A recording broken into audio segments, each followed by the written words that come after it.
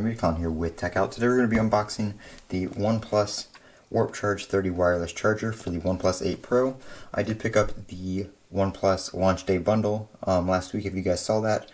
So I got the phone, the charger, and I got the new Bullets Wireless Z headphones. So I will be unboxing each of these separately. I've already done the phone, so that video is up on my channel. But we're going to take a look at the charger.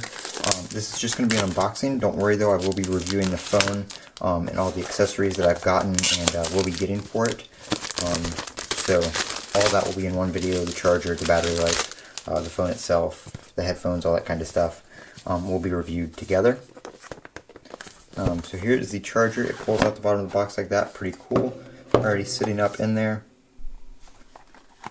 Only thing I dislike about this from what I've seen online is the fact that the cable is attached on both ends. So if you want to use a longer cable, like it was USB, USB-C or something like that, you can't do that.